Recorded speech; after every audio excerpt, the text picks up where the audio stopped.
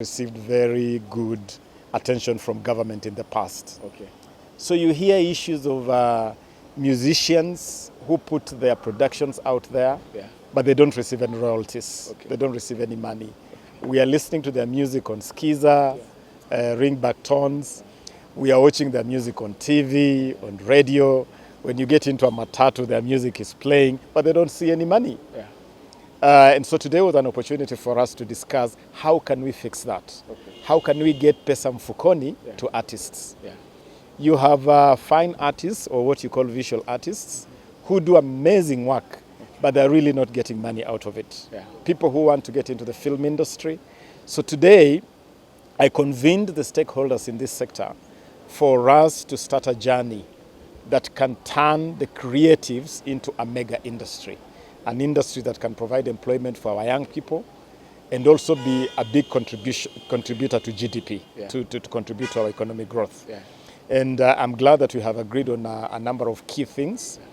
We want to create a digital space, and I'm glad that you guys operate within the digital space. We want to create digital space. We are launching a portal called the Talanta Hela portal, which is going to be a platform where you can bring your creativity, record whatever you want to record, put it up there. We'll have people who will assess it. Okay. If you have talent, we'll give you an opportunity to grow your talent through the Kenya Academy of Sports and Art. We want to market your art so that we can turn you into a megastar. Okay. We also want to increase revenues to artists through different ways.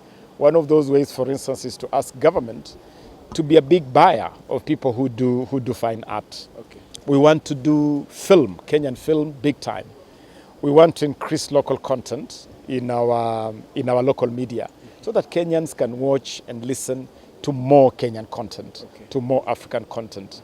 So we have a lot of good things which we have agreed on, and it's a journey which is exciting for me because it gives us an opportunity to turn the creative space into a mega industry. Okay. Yeah. And a little bit, Waziri, about sports. Last week we saw you went to Qatar to meet with the president of FIFA. Maybe can you tell us what you agreed about? I'm very happy today because the ban that has been weighing heavy on Kenya for the last 1 year has been lifted. Okay. I went to Doha last week to meet the president of FIFA, Mr. Gianni Infantino, and he hosted me there together with his secretary general and the whole leadership of FIFA and the leadership of CAF, led by the president of CAF, Patrice Motsepe. And we had a good conversation. We agreed on ways to take Kenyan football forward.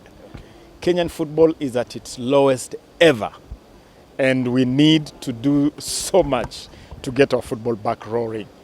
I met our elite striker, Michael Lunga, and Mike would love to be part of this new beginning for Kenyan football. So it was important that we have the ban lifted so that we can now start a new beginning. So I'm excited. It's a new dawn. There's a new sheriff in town, new dawn for football, ban lifted. So let's get cracking. The issue of cartels. Cartels have been taking money from artists and from the creative industries. How do you plan to deal with cartels that are probably unseen faces?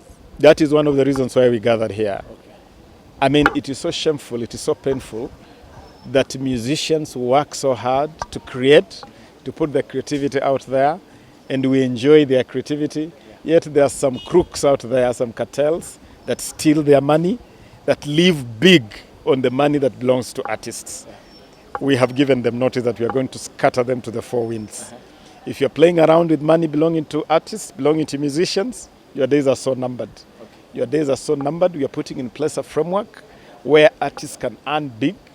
If it is Skiza, we are already talking with Safaricom, and Safaricom was here today in this summit. Nice. If it is Skiza, we want the Skiza money to just go straight from Safaricom, straight to musicians, with no middle people. Because these middle cartels are what is causing pain to our musicians and our artists generally. Okay. Yeah. My name is Cliff from Plug TV. Recently, we saw one of the rugby players, William Barker, complaining about the payment. They have not been paid for the past 3 months. kindly address that issue. It is very painful. It's very painful. Today I did many things.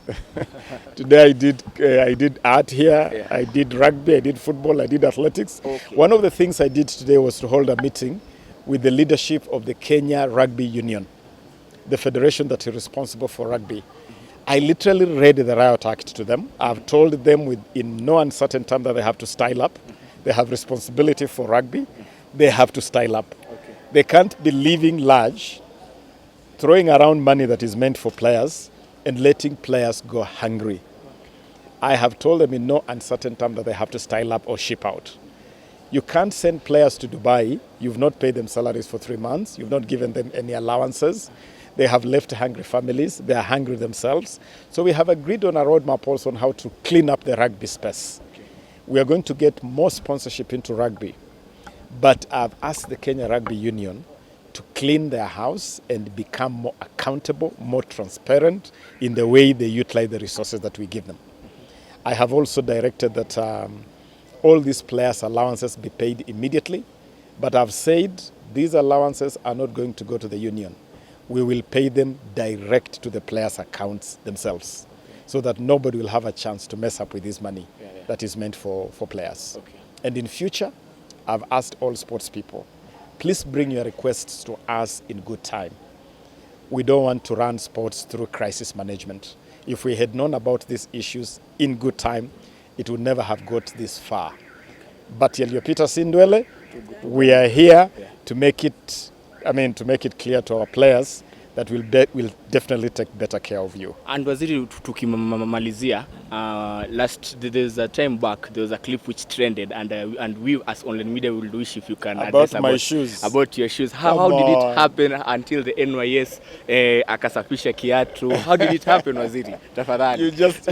You guys in the media love building mountains out of nothing. Okay, it was nothing. Okay. We were planting trees at the National Youth Service, and in the process of planting trees, apparently my shoes got really muddy. I hadn't even noticed it. So this young officer walks to me and tells me, "Excuse me, I think your shoes are too muddy." I look down and I find that my shoes were actually muddy. But I tell him, forget about it, it's nothing. I don't think it's anything. I'll get to the office and we'll clean the shoes. He said, no, I can't let my boss go around in dirty shoes. And his superior said, please don't say no to the young man. Don't say no, because part of our training is to discipline them to offer service. Okay? So I allowed the young man to clean my shoes. It was really something spontaneous. It was not really planned. But of course, I give credit to you media guys. You can really build Mount Kenya out of nothing. Thank you very much. Thank you so much. But the young man is my big friend. Okay. We have drafted him into our team. He has since been promoted to a corporal by the National Youth Service. Next time you come to my office, he'll be welcoming you as part of our security team. Thank you so much. So all well, Okay, all asante good. sana. Asante Asanteni sana. sana.